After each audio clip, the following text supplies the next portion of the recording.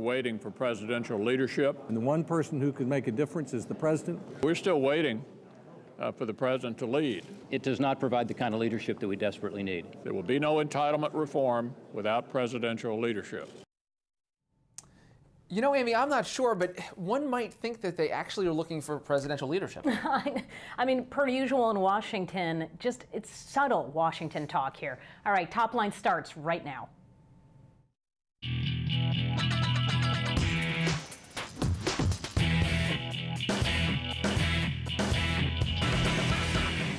Hello and welcome to ABC News Top Line. I'm Rick Klein. And I'm Amy Walter. Every day at noon Eastern, we're right here with the latest in politics. It's twitter.com/Rick Klein, twitter.com/Amy E. Walter. Amy, big day in Washington as always. Budget week is ongoing. What has caught your eye this morning? Well, it looks as if we have got a clash setting up on the Hill. My first top line, let it be.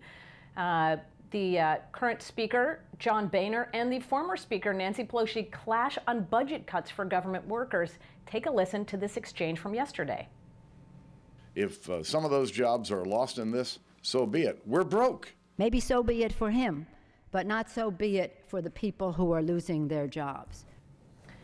And interestingly enough, Rick, while Boehner and Pelosi debating on let it be or so be it or be it so on federal workers, we do know that there are reports, at least, that the White House and the Senate may be open, and Republicans in the Senate may be open to back-channel talks on real entitlement. That's right. We heard the president talk about conversation 11 times in his press conference yesterday. We'll see when those talks actually begin. Next up today, big things, and we promise that's the topic, not the messenger. Governor Christie of New Jersey comes to Washington to outline his plans for doing big things as a conservative.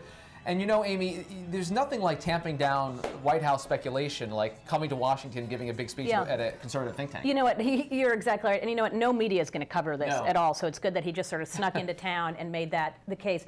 The real question is just how much pressure is Christie going to get, and will he be able to say no to it? All right, moving on. Citizen Kaine. Apparently, Harry Reid is encouraging the DNC chair and former governor of Virginia to run for Jim Webb's Senate seat. And the president scheduled to sit down with his longtime friend sometime this week.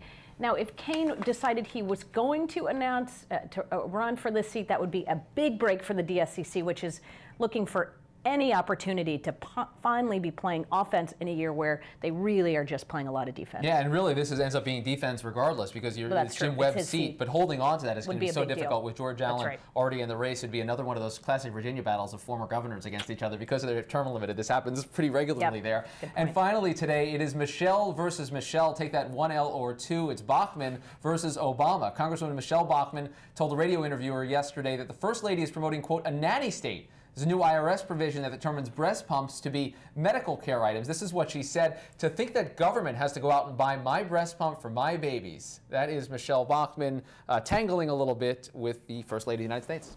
So we have Sarah Palin with the nanny state with Michelle Obama and food, and now we have Michelle Bachmann, nanny state and breast pumps. I really never thought we'd get the term breast pump on the top line. We did it. Stick around. We'll get it all. We'll begin today's program in the White House press briefing room. Jen Psaki, Deputy Communications Director, is our guest this afternoon. Jen, and I know that in just a little while, Jay Carney is going to have his first briefing. Anything special planned for him? I mean, is there anything that he has to keep in mind or be prepared for on day one? Well, we're hopeful that everybody will just take it easy, ask him what his favorite color is, about his children. So I'm sure that will be the plan from the press corps today. He's looking forward to it. We're all enjoying working with him already, and I think he'll be relieved when it's over. So, Jen, no hazing occurred at the White House yesterday? No hazing. He may come out wearing a donkey suit, but we'll see. I don't want to get ahead of any. I don't want to get ahead of anything to surprise the press corps here. But he's really looking forward to it. He'll be out here in just about 20 minutes. Excellent. We'll be there watching. Jen, I want to ask you about the president's press conference yesterday. We heard a lot of talk in that press conference and afterward about the need for a conversation around entitlement reform. What is that conversation going to look like? And maybe for the most important question, when does it begin? When do we see the president say it's time to start talking about these big things? Well, the president has been talking about entitlement reform for months. Remember, he put the Fiscal Commission in place. He reviewed the report as part of the budgetary process. We've actually taken a number of their recommendations already and put them in place, including a freeze on federal pay, including a process that's already underway on corporate tax reform, and including a reorganization of the government. He also takes Social Security reform and Medicare reform seriously as well. Let's take Social Security first. As an example, this is an area, as we know, that doesn't pose an immediate fiscal threat to the economy, but it is an area where he's serious about strengthening Social Security over the long term, and he wants to sit down with Democrats and Republicans in the coming weeks and months to do just that. Jen, you, and when I first met you, you were working for Rahm Emanuel, DCCC. You know a little something about campaigns. And, and you know this as well. As soon as the conversation begins on Social Security, there are going to be outside groups that get in there and start running ads demagoguing this. Is the president committed, or do you think he would stand up and say to outside groups, don't do any of this, let us have this conversation, do not politicize this, even to his friends? Well, he knows this and many other conversations about the budget are going to be difficult. But on Social Security, for example, he's laid out his principles. He has said that he does not want to hurt current retirees. He doesn't want to slash benefits. And he will be having the conversation and looking forward to sitting down at a table with Democrats and Republicans with those principles in mind. I think we're hopefully going to put the noise of Washington and many people out of our ears while we have this conversation. But he's looking forward to having it, and I think it's just a matter of time before he sits down with Democrats and Republicans to start that process.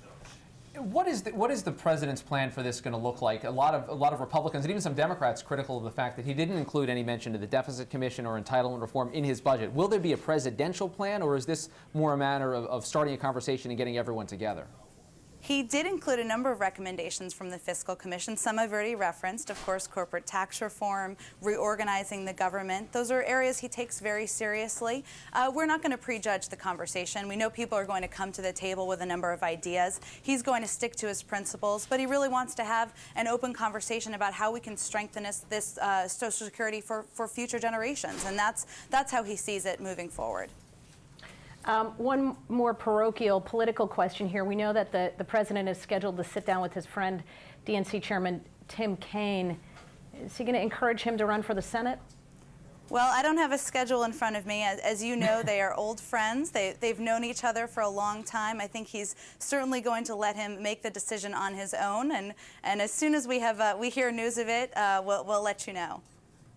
Jen, final question on the budget and on spending. Is it your sense that the president is frustrated by the pace that he's able to achieve on spending? It's just looking at this budget, you see red ink as far as the eye can see. He's been talking about these issues for a long time, but it doesn't seem like Washington has been able to restrain some of the spending impulses. The budget he laid out on Monday really takes an aggressive step towards doing that, and we feel this is the beginning of the process, not the end.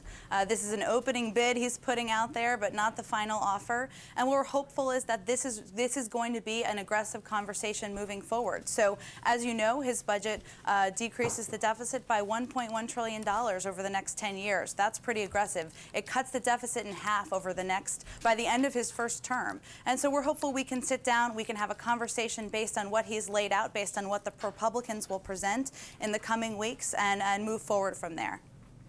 All right, Jen Psaki, the Deputy White House Communications Director. Get back to prepping that Carney guy in about 20 minutes' time. Zip up the suit. We will get him ready in his donkey suit.